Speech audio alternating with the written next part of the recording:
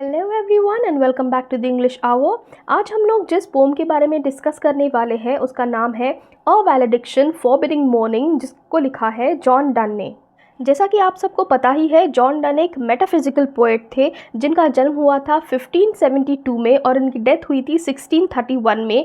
John Donne Renaissance era को belong करते थे और इनके नोटेबल वर्क्स में शामिल है the flea, the good morrow, a valediction, the canonisation. और ये सारी की सारी पोम्स जो है हमारे चैनल पे अपलोडेड है, आप चाहे तो जाके चेक कर सकते हैं। अब बात करते हैं अ वैलेडिक्शन फॉरबिडिंग मॉर्निंग के बारे में। इसको लिखा गया था 1611 या फिर 1612 में, एग्जैक्ट ईयर किसी को पता नहीं है, लेकिन इसको पब्लिश किया गया था 1633 में जॉन डन की डेथ के बाद में। ये एक 36 लाइंस की पोम है जिसको 9 क्वाड्रेंट्स में डिवाइड किया गया है और इसका राइम स्कीम है ABAB। सो वैलेडिक्शन का सीधा मतलब है फेयरवेल।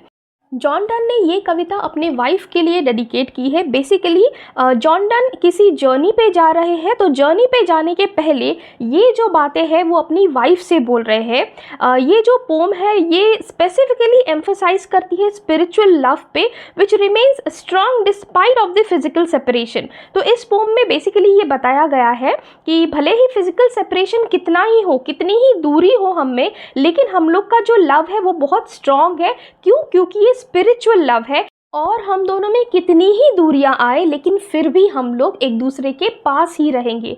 सो हम लोग अभी स्टार्ट करते हैं इसका line to line explanation. Please ध्यान दीजिए। Stanza 1। As virtuous men pass mildly away and whisper to their souls to go, while some of their sad friends do say, the breath goes now and some say no।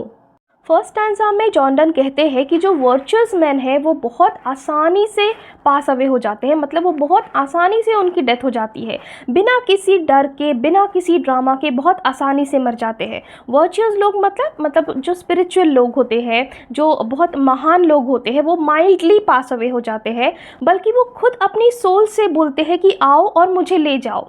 लेकिन उनके जो friends रहते हैं वो इस बात पे विश्वास ही नहीं कर पाते हैं कि क्या ये सच में मर गया है।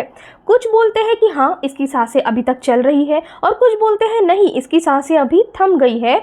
और जॉन डन ने इसी पीसफुल डेथ से अपने प्यार को, अपने सेपरेशन को कंपेयर किया है। वो अपने बिलीवर्ड को बोलते हैं कि वो सेपरेट होते हैं ठीक है, लेकिन they should get separated without making a big फस, और बिना रोए धोए, बिना ड्रामा किए हमको सेपरेट होने चाहिए, उसी तरह जिस तरह वर्चुअस मैन की डेथ होती है। Stanza 2। So let us melt and make no noise, no tear floods nor sigh tempests move, to a profanation of our joys, to tell the laity our love। Second stanza में John done कहते हैं कि हाँ हमें separate होना है, लेकिन हमको क्वाइटली सेपरेट होना है, हमको रोना धोना नहीं है, हमको ज़माने को हमारी सैडनेस नहीं दिखाना है। यहाँ पे वो जो एक्सप्रेशंस है ग्रीफ का उसको कंपेयर करते हैं फ्लड्स ऑफ टीयर्स से या फिर स्टॉर्म्स ऑफ साइज से। यहाँ पे देखो, नो टीयर फ्लड्स मतलब आंसुओं की बाढ़ नहीं आनी चाहिए, नो साइड टेम्पेस्ट्स मूव मतलब आह भर के जो तूफान आते हैं वो नहीं आने चाहिए। हमको बहुत ही कामली, बहुत ही क्वाइटली हमको सेपरेट होना चाहिए।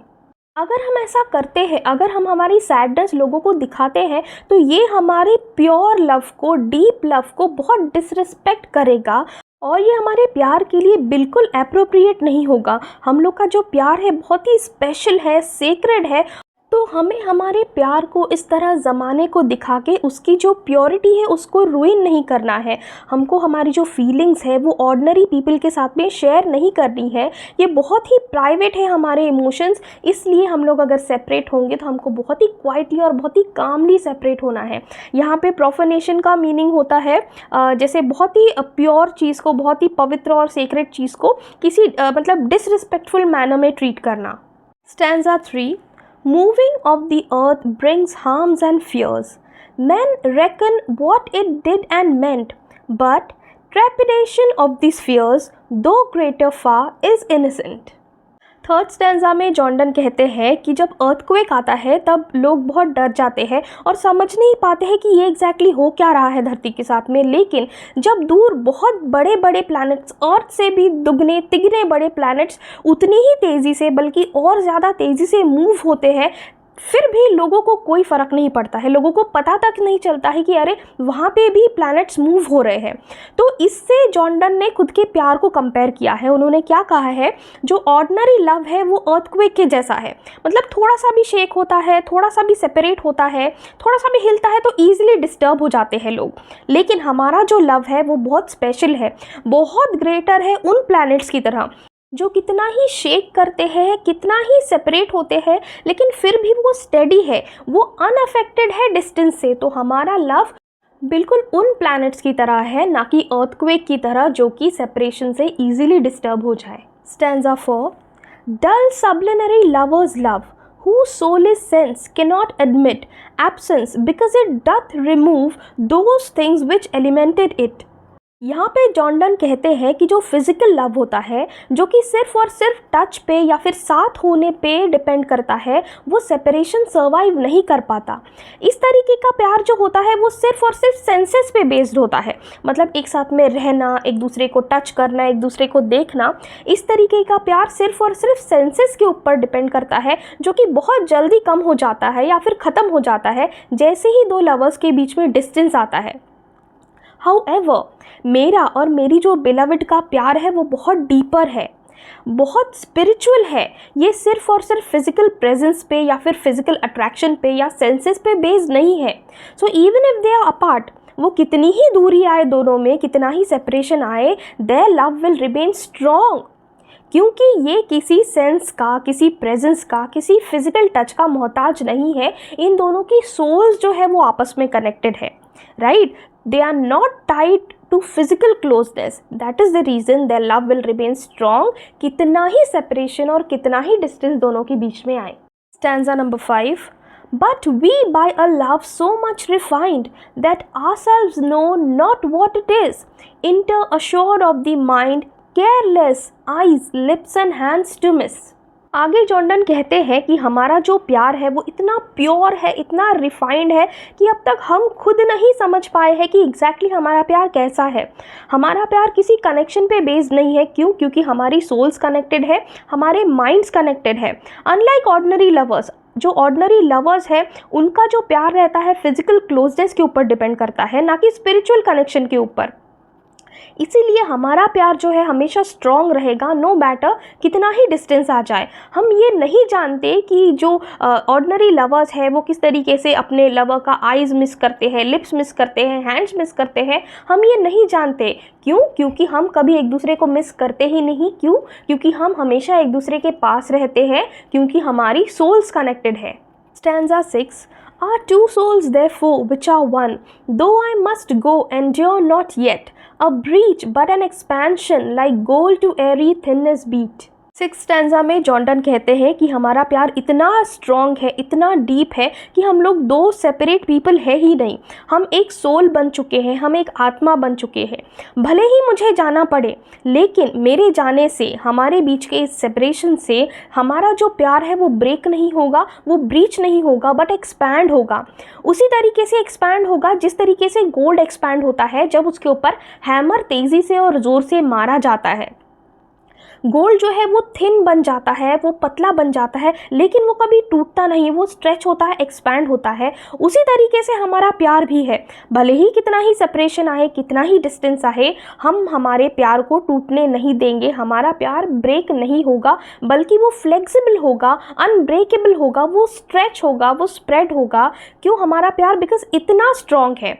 Stanza 7, if they be two, they are two so, as stiff twin compasses are two, thy soul the fixed foot makes no show to move, but doth if the other do। इस stanza में John done अपने प्यार को compass से compare करते हैं। वो कहते हैं जिस तरीके से कंपास जो है वो सेपरेट होता है, लेकिन उसका जो एक पार्ट है, दो लेग्स है, वो हमेशा कनेक्टेड रहते हैं। भले ही वो डिस्टेंस रहता है दोनों में, लेकिन उसका एक जो हिस्सा है वो कनेक्टेड रहता है और हमेशा उन लोग साथ काम करते हैं। उसी तरीके से हम दोनों का प्यार है। भले ही मुझे जाना पड़े, भले ही मैं कितना ही सेपरेट हो जाऊँ तुमसे, लेकिन एक जो हिस्सा है वो हमेशा कनेक्टेड रहेगा। और जॉन डन कहते हैं कि जो फिक्स्ड फुट है कंपास का वो तुम हो, और जो अवे जा रहा है कंपास का फुट वो मैं हूँ।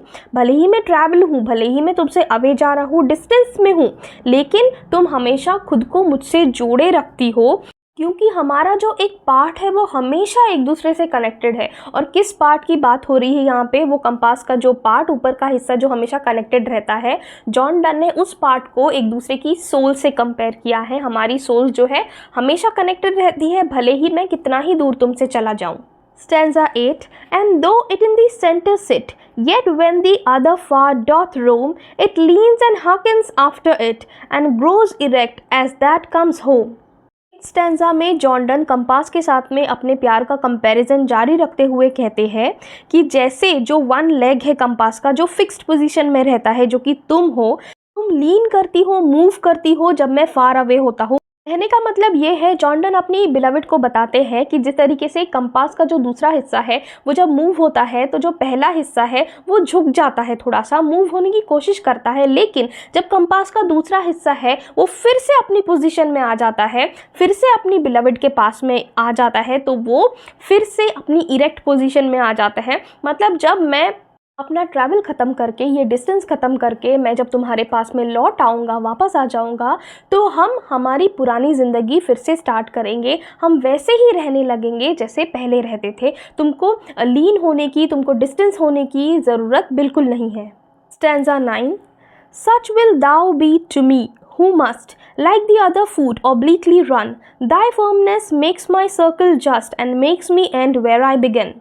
लास्ट स्टैंजा में जॉन डन अपने जो कंपास का कंपैरिजन कंप्लीट करते हुए बोलते हैं, उस तरीके से जिस तरीके से जो फिक्स्ड लेग है कंपास का, वो कंपास को जो complete circle, perfect circle draw करने में मदद करता है, उसी तरीके से मेरे बिलव्ड का स्टेडीनेस एंड फेथफुलनेस मुझे गाइड करता है एक परफेक्ट सर्कल ड्रॉ करके उसके पास, उसके घर, हमारे अपने घर लौटने में।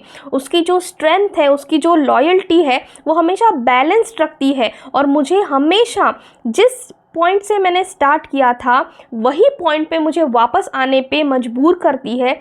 और मैं कितना ही दूर चला जाऊँ, कितना ही ट्रैवल कर लूँ, कितना ही डिस्टेंस हम में आ जाए, लेकिन ये चीज़ हम दोनों की जो है कंपास, वो बैलेंस करता है और मैं हमेशा उसके पास में वापस आ जाता हूँ। उसी तरीके से जैसे कंपास अपना एक पूरा सर्कल कंप्लीट करके अपने स्टार्टिंग पॉइंट पे वापस आ जाता है, उसी तरीके से मेरी जो बिलवड का लव है मेरे लिए, वो इतना स्ट्रॉन्ग है कि भले ही मैं कितना ही डिस्टेंस में चला जाऊँ, कितना ही दूर चला जाऊँ, कितना ही बड़ा ट्रैवल कर लूँ, लेकिन मैं फाइनली अपने जो स्टार्ट पॉइंट है मेरा, जो मेरी लव है, मेरी बिलवड है, उसके पास में मैं वापस आ जाता हूँ और इसी तरीके से मेरा जो परफेक्ट सर्कल है वो कंप्लीट हो जाता है।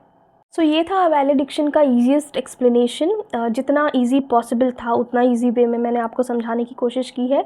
इसके नेक्स्ट वीडियो में हम डिस्कस करेंगे इसके important question and answers, specifically exam point of view से देखेंगे हम कौन से क्वेश्चन एंड आंसर्स इसके इंपॉर्टेंट है, एंड कुछ MCQs लेंगे और थीम्स और बाकी सारी चीज़ें डिस्कस करेंगे। अगर आपको मेरे पढ़ाने का तरीका अच्छा लगता हो तो एक लाइक कर दीजिए, सब्सक्राइब कर दीजिए